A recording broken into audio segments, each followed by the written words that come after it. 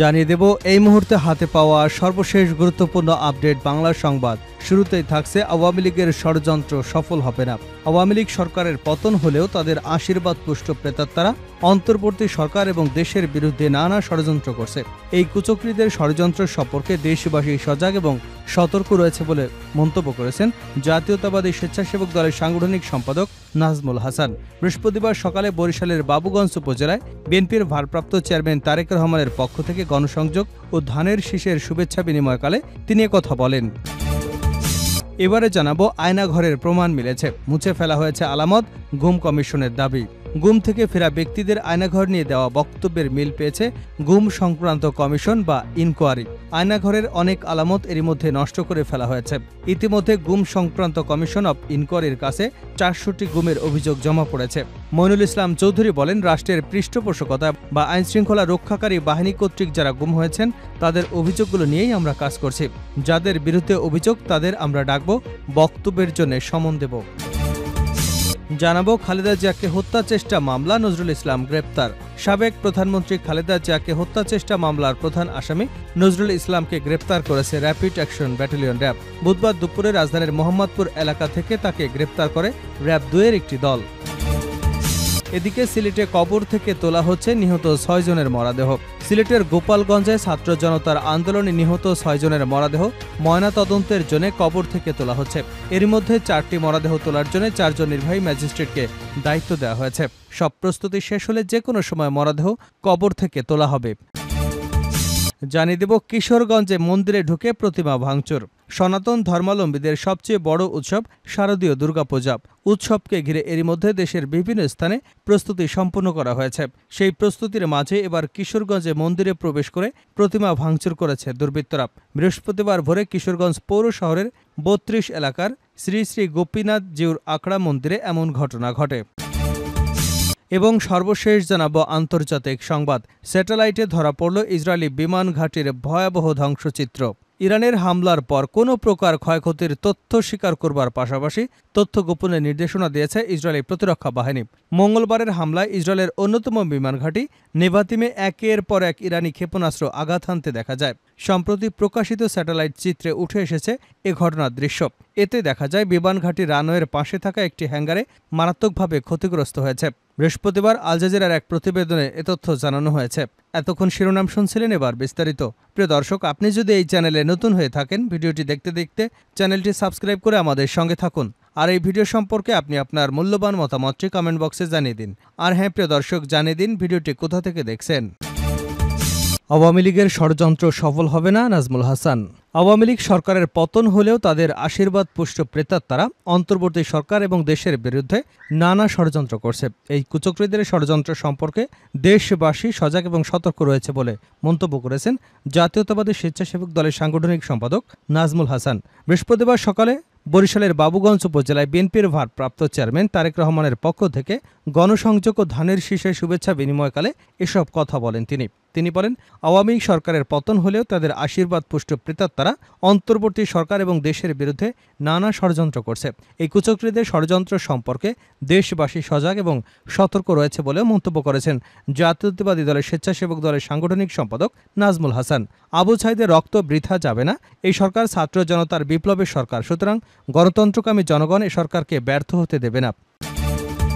আয়নাঘরের প্রমাণ মিলেছে, মুছে ফেলা হয়েছে আলামত, গুম কমিশন। গুম থেকে ফেরা ব্যক্তিদের আয়নাঘর নিয়ে দেওয়া বক্তব্যের মিল পেয়েছে গুম সংক্রান্ত কমিশন অব ইনকোয়ারি। আয়নাঘরের অনেক আলামত এরই মধ্যে নষ্ট করা হয়েছে। ইতিমধ্যে গুম সংক্রান্ত কমিশন অব ইনকোয়ারির কাছে 400টি গুমের অভিযোগ জমা পড়েছে। বৃহস্পতিবার রাজধানীর গুলশানে গুম সংক্রান্ত কমিশন অব ইনকোয়ারি কার্যালয়ে এক সংবাদ সম্মেলনে এসব তথ্য জানান হাইকোর্টের অবসরপ্রাপ্ত বিচারপতি মইনুল ইসলাম চৌধুরী। তিনি অনুসন্ধান কমিশনের সভাপতি। মইনুল ইসলাম চৌধুরী বলেন, রাষ্ট্রের পৃষ্ঠপোষকতায় আইনশৃঙ্খলা রক্ষাকারী বাহিনী কর্তৃক যারা গুম হয়েছেন তাদের অভিযোগগুলো নিয়েই আজ আমরা কাজ করছি।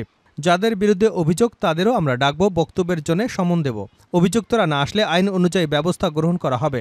সবচেয়ে বেশি গুমের অভিযোগ এসেছে র্যাব, ডিজিএফআই, ডিবি এবং টিটিসির বিরুদ্ধে। তিনি বলেন, 25শে সেপ্টেম্বর আমরা ডিজিএফের আয়নাঘর পরিদর্শন করেছি। 1 অক্টোবর আমরা ডিবি এবং সিটিটিসি পরিদর্শন করেছি।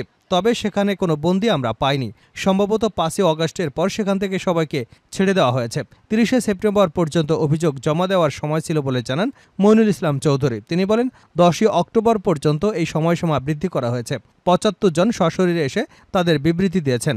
অনেকে ডাকযোগে পাঠিয়েছেন, অনেকে ইমেইল দিয়েছেন। প্রয়োজনে অভিযোগ দেওয়ার সময়সীমা আরও বাড়ানো হবে।